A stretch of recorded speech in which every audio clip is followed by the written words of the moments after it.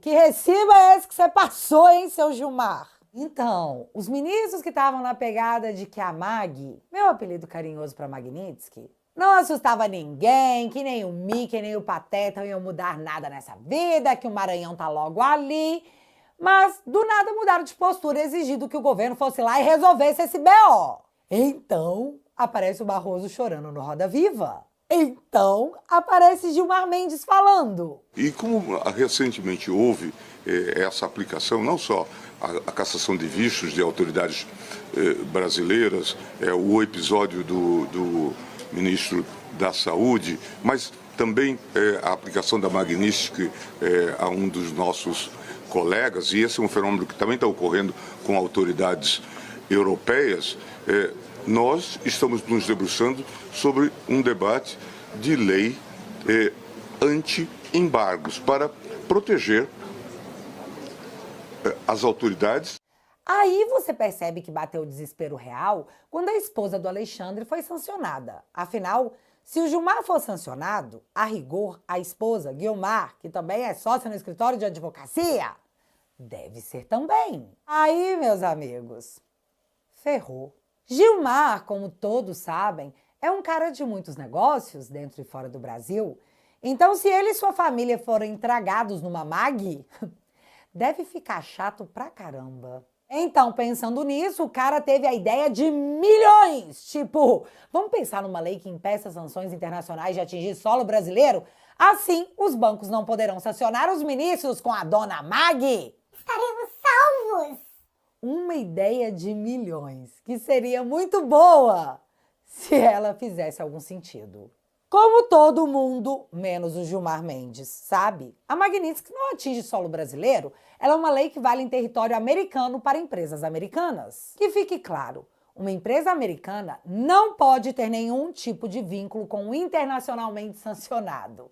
É quase um lepra mesmo. Mas não apenas empresas brasileiras, mas principalmente os bancos brasileiros, possuem negócios com bancos americanos, que são proibidos de terem contato com o Alexandre. Logo, se o banco brasileiro quiser manter relações com o banco americano e trabalhar em cima da moeda americana, que é o dólar, deve jogar o Alexandre do barco sob o risco de todos naufragarem. Afinal, os bancos brasileiros querem e precisam, para continuar existindo, realizar transações em dólar, moeda americana, que decretou a lepra do Alexandre. Não são os Estados Unidos que estão implorando para fazer transações em real com os bancos brasileiros.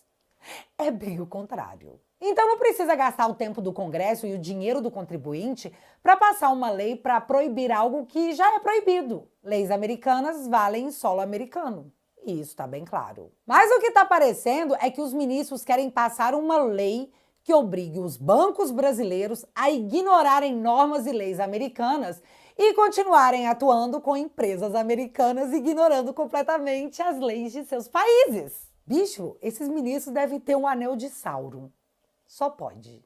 E a autoconfiança é tanta que o Gilmar ficou bem tranquilo para falar em nome dos bancos ao dizer que eles, os bancos, entendem que as sanções americanas não alcançam os bancos brasileiros. Tipo Magnitsky. O Brasil cagou pra vocês. Mas é aquele negócio de que quem fala demais dá bom dia a cavalo, certo? O seu Martin, advogado do Trump, pegou a matéria do Gilmarzão, Lorde de Brazuela, dizendo que os bancos não estavam cumprindo a Magnitsky e disse, abre aspas, ah, Gilmar Mendes, você é tão generoso com o conteúdo que cria. Fecha aspas. E isso se dá porque temos a manifestação de um ministro da Suprema Corte, onde um dos integrantes já foi sancionado por violações dos direitos humanos, dizendo que os bancos brasileiros fizeram um Dória para as sanções americanas. Então, o Martin, o advogado, pegou a declaração e levou para o andar de cima. No mesmo tempo, de forma inédita, um parlamentar americano oficiou o Tesouro americano a explicar melhor como as sanções ao Alexandre de Moraes deveriam funcionar. Nessa carta, o congressista questiona o risco para investidores americanos que operam com bancos brasileiros que seguem mantendo relacionamento com um sancionado pela Magnitsky. Eles querem saber se isso vai ser considerado uma violação das regras da OFAC. Então entenda, os bancos dizem que até agora não receberam nenhuma diretriz do que eles deveriam fazer com relação ao sancionado. Porém, após esse questionamento do congressista americano, eles vão ter uma resposta. Se o Tesouro Americano responder que as empresas que mantêm relação com o sancionado podem sofrer as sanções secundárias, assim, de forma oficial, escrita num papel, eu vou querer saber até quando os bancos brasileiros vão ficar brincando de roleta russa bilionária em forma de multa. Ou então os bancos podem preferir parar de operar em dólar e fechar as portas para não cederem à pressão dos imperialistas malvadões. Isso é uma opção. Mas eu acho que os banqueiros gostam mais do banco deles do que de um ministro da Suprema Corte. E agora é por esse momento que eu estou vivendo, esperando a resposta formal do Tesouro, que colocará no papel uma diretriz que os bancos brasileiros diziam não possuir. Isso tudo graças ao Gilmar Mendes, que quer fazer uma lei que na prática não tem valor nenhum. Que ideia boa, hein, ministro? Ó, parabéns pra você.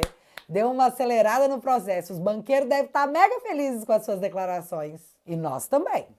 Continue assim. Aliás, as coisas meio que começaram a desembolar lá nos Estados Unidos com relação a ações judiciais num todo. Isso porque, glória a Deus, o STJ enviou para a PGR a ação da Rumble e da Truth Social, empresa do Trump, contra o Alexandre de Moraes lá nos Estados Unidos. E ainda bem que o Laranjão avisou que tinha rolado uma química, né? Já pensou o que aconteceria se não tivesse rolado? Enfim, eu não sei se vocês lembram, mas a ação é porque o Alexandre determinou a remoção de conteúdos criados nos Estados Unidos divulgados por empresas americanas.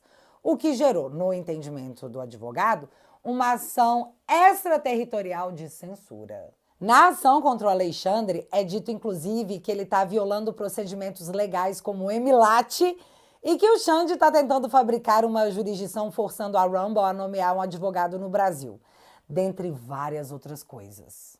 O negócio é que esse processo estava parado porque o Alexandre não conseguia ser intimado. Mas agora, enfim, depois do ministro do STJ, Benedito Gonçalves, aquele do missão dada é missão cumprida, ter perdido o visto americano, enfim, a ação foi enviada para a PGR. Um milagre. E não vai ter como a PGR dizer que não consegue notificar o Alexandre, sendo que semana passada o Gonê estava na foto oficial da corte, né? O que vai acontecer depois de tudo isso, eu não sei. O que eu sei é que mais uma coisa andou nos Estados Unidos. As investigações da seção 301. Olha só o que rolou. O diretor do Departamento de Justiça escreveu para o ex-procurador dos Estados Unidos, que atuou no caso da Lava Jato e da Odebrecht por lá, pedindo explicações sobre como foi conduzido o acordo da Odebrecht em 2016, já que ele alega que rolaram umas decisões meio estranhas. Os casos não foram detalhados, ocultando vítimas específicas dos registros dos Estados Unidos. E o que o atual diretor está sugerindo nas entrelinhas é que a impressão que ficou é que aquele acordo promovido nos Estados Unidos foi meio que ajeitado de forma a proteger figuras políticas em vez de proteger os interesses dos cidadãos americanos. E mais, esse ajeitado não parece ser um detalhe técnico. Na verdade, isso pode significar que rolou um abuso de autoridade ou um direcionamento político na época do governo Obama. Aí você não imagina o quão curioso estou eu para saber a reação dessa galera quando descobrirem que o ministro da Suprema Corte, Dias Toffoli, citado em delação da Odebrecht, anulou as provas do processo, inclusive as obtidas via cooperação internacional. E que essa anulação livrou a cara de todo mundo. Só que tem um detalhe. Nos Estados Unidos, o Departamento de Justiça não é obrigado a seguir as decisões do STF. Lá, as provas continuam válidas e, a depender do andar das investigações que estão acontecendo, em meio à atenção que os ministros da Suprema Corte chamaram para si, as anulações promovidas pelo Toffoli podem se voltar contra ele. Mas agora, num processo nos Estados Unidos, que sanciona violadores dos direitos humanos e corruptos, se assim eles julgarem que aconteceu.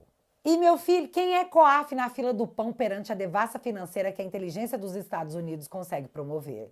Pouco se fala da seção 301, mas o resultado dela pode ressuscitar muitos defuntos num momento que muita gente estava jurando que fantasmas não existem. Se você chegou até aqui, é um bom sinal.